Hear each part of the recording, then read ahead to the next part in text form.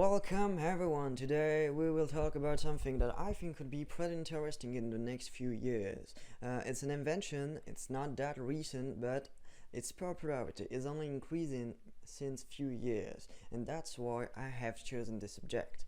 The subject is Google Cars. Yeah! Are you all happy about that? I think you're not. Alright. Actually, I was kidding. I will speak about the Velomobile. Does anyone know here what a Velomobile is? You don't. That's why I'm here. I'm here for that. A Velomobile is this thing, or even this thing, or maybe this thing. Then you can say hello to the Velomobile. Say hello to the subject of the presentation today. First, a quick plan. I will introduce the subject with the fact that we are in an emergency after. From back to the Velomobile, the pros, the cons, and a conclusion if you're kind. Then yes, I wanted to introduce the subject with the fact that we all know we are in an emergency, a climate crisis. Two-wheelers, cars, and vans are responsible for 30% of the greenhouse gas emissions in Europe, and that's a lot. That's enormous, humongous, that's insane. And that's why people are trying to use their brain to find answer to the problem, to find a key, a way to fight against the climate crisis. And the problem is first that air has the answer. No, I don't think so, because in the first hand, you have a gasoline car which use petrol, and you will have carbon dioxide because of the combustion in the engine, and you will have fine particles released after the combustion. But on the other hand, if you try to be greener and you buy an electric car, you will have batteries inside, and batteries are a problem. It's definitely a problem because batteries are not recyclable, it's not replaceable, and the energy you put inside these batteries is coming from nuclear plant, or even worse, from oil plant. Then I think it's not the key. But the main problems of a bike are that you have great weather exposure. You cannot go that fast, and that could be a problem, and it could be dangerous too. Then I will tell you what are the pros of the Velomobile. Can this thing you probably never heard about solve a problem? And I think it's pretty interesting. Let's see why. But first, what's a Velomobile actually? A Velomobile is a recurrent bicycle, as you can see. And you had a fairing to this bicycle. The fairing is made of carbon, it's made of glass, it's made of aluminum depending of the price, depending of the brand you choose, and you can then have a Velomobile. Yeah, that's it. And the first great point about this thing is that you won't be afraid of the rain anymore, and that's a huge problem. The rain, the weather is a huge problem, because as you can see on these two pictures, you probably prefer to be inside a Velomobile on the left. And why? Because you're inside and the other guy is suffering from the rain, and you can guess that the guy inside is happy and the guy outside is sad. Or maybe it's not tears, it's maybe just the rain on his eyes, who knows. Anyway, the second point is that a Velomobile is really fast. Yeah, that's really fast. And you will probably ask how fast it is. And that's why we will see just right now. Super. Good morning to BBC News. On September 17, 2016, Area Velo broke the world record for a human-powered vehicle with an incredible 144 kilometers an hour with Hita, the beast they built. And then they were able to reach 88 miles an hour and traveling back in time.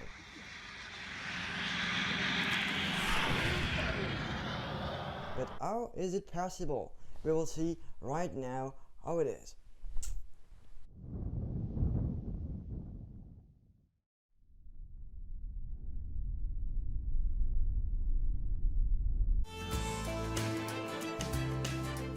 We've built a human-powered bicycle capable of highway speeds.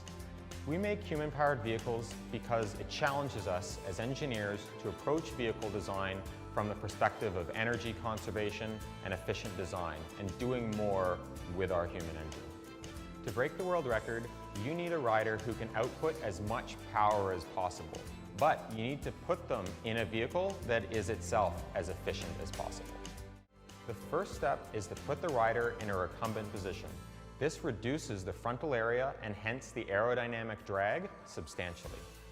With the drag reduced, the rider can achieve a greater speed with the same amount of power. The next step is to enclose the bike in a shell as small as physically possible. The frame and shell are made almost entirely of carbon fiber because this makes it incredibly light, but also strong and stiff, and easily molded to the precise required shapes and curves.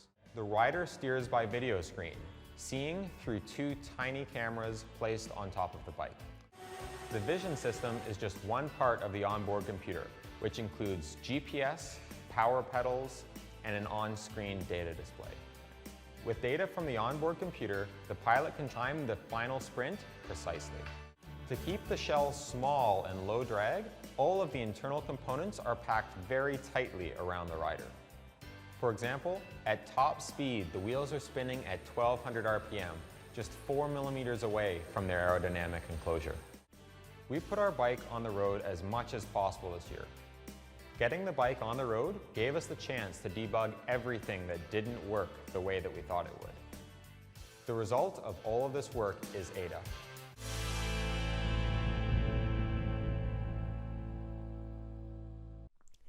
As you saw in the video, aerodynamic is insanely important in this subject, and we will see how important it is. I made these two graphs here to show you how important it is, and you can see that aerodynamic drag is responsible for more than 75% of the resistance against the rider.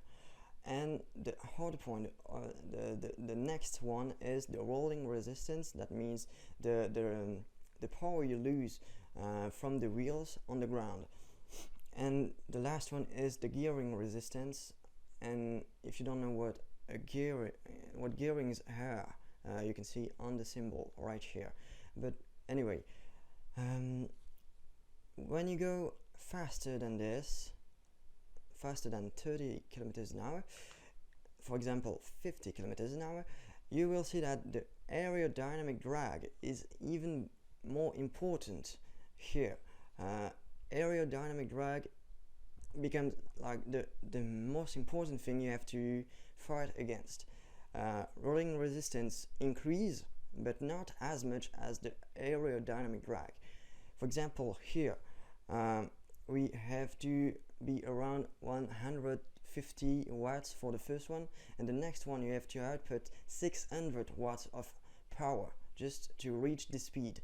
The shape of the curve is like a square shape, and the faster you go, the harder it is, of course. But you will tell me I cannot ride that fast, and you were right. This guy is trained, this guy is a professional. But to show you how great it could be for you, for me, I took an example here for a normal ride between house and walk, between house and school. I can output personally around 160 watts, which is already great.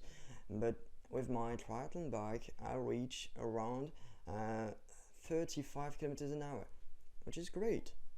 But if I have a Velomobile as great as the one we saw, I could go at 57 kilometers an hour, and here you start to be even faster than cars actually, depending how you brake or you stop on the road. You could be faster than a car, completely faster. Yeah. And now we will speak about watts. What's a watt? A watt is the power consuming the energy inside one apple in 2 days and 7 hours. That's not a lot, as you can guess. For example, your smartphone with the screen on, brightness max, you're around 1 to 3 watts. The light bulb I have right here is around 10 watts. My screen is around 31 watts. That's not a lot. But you can see that ETA riding at 90 kilometers an hour is only powered by 198 watts. And that's not a lot if you compare to me riding 100 kilometers when I go for a ride, because I like it. I'm around 140 watts, and I'm not really good. Someone riding in a professional peloton is around 400 watts, and Sagan on a sprint at the end of the race is around 1400 watts. That's insanely more than ETA reaching this speed. And as you can see here, the Tesla Model S, an electric car, is powered by 20,000 watts on a cruising speed, 100 kilometers.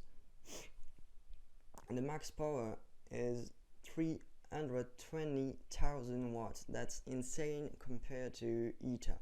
That's not efficient at all. Actually, if you think about it, when you're taking your car to move from point A to point B, you're actually not using your car to move. You're actually moving your car. And we will continue on the pros of the Velomobile. The next one is that it's safer because you are closer to the ground. You're not as high as a normal bicycle, and you don't have a direct contact on the road if you fall. That means that you don't have friction injuries, and that's really great because in general, when you're riding your bike, you're not wearing an armor. You're not a knight, and you want to be in sport clothes. And if you fall, you will have friction injuries. And the other point is that it's three-wheeled, and that's great because when you stop, you don't have to put your feet on the ground. It's stable. And I took some honorable mentions. It looks cool. Nobody knows if you're naked inside. You can have an electric assist. You have blinkers, horn, lights, and that makes it even safer. It's comfortable inside. You have load space, and you have protected gearings from rust, from dust, anything, and it will last longer than a regular bicycle. But nothing is perfect, and then you have cons, and we will see what are those cons. The first one is that you're protected from the weather, but not from your own heat, and it could be very hot inside because you're in an enclosed space, and you're just rising the temperature inside because of your body temperature, and then you will have the need of an aeration tube like we saw here, but that's a professional one. On a normal one, you just have a removable cap that makes you at least your head outside of the Velomobile. The second point is that it's fast, but it's heavy. Yeah, it's way heavier than a regular bicycle. As you can see here, it's to compare, I took examples of the greatest Velomobiles and a great light bike you can buy. The great light bike, road bike, is around 40.4 kilograms, and that's really light. Mine is around 9 kilograms. But compared to a Rotovelo Carbon or the Aerovelo ETA we saw, it's way lighter. And the problem is, once you're using it on a steep climb, going uphill, here you can see that for 5% grade uphill at 150 watts, you will be slower than a regular grade, good at least, bicycle. And that could be a problem if you're in the mountains, you will be slower sometimes, but once you're going downhill, you're way faster, because the first problem becomes the aerodynamic drag again, and you are so aero that you will be even faster. Then it's balancing the thing. I think personally it balances the problem. Alright, anyway, you have a problem with the visibility, of course, because you're close to the ground and you cannot be that visible, but you're not visible on the front and the back side. You're not tall enough, but on the side I think it's pretty decent. As you can see next to a sport car, it's not that invisible. You can see it, and in general you have bright colors to make it even more visible, and you can add a flag to be even more visible again. And then we also have other points. It's expensive, it's rare and expensive, it takes a space, and it's expensive. And yeah, I said expensive 3 times, because the bike, the Velomobile we saw, like the Rotovelo, is around 10,000 euros. Yeah, that's a lot. That's like a car actually. Another point is that it's noisy inside. It could be very noisy. The maneuverability is not that great on corners. It makes people curious, and you could be stopped by the police just because you're riding something strange. And the last point, but not least, you're probably too lazy for that. I know you. Then the conclusion. What's the conclusion of this? I think Velomobiles are a great alternative for 90% of the car ride you have every day. Like you go to the shop, you have load space behind, you can go to the shop with that, and you can be very fast, it's secured, you're safe. But the problem is when you have children, for example, which is not my problem because I'm infertile, but when you have children, yeah, it could be a problem. Just buy a small Velomobile, I guess, and it could be the answer. Anyway, thank you for watching, and now I want to ask you if you have questions. You don't? Great. Great, you don't have questions because I was so clear. I know it. Thank you. No, I want to ask you something. For you, do you see yourself riding those Velomobiles, and why? Tell me in the comments down below, and I will answer anything. Alright, see you next time. Kiss.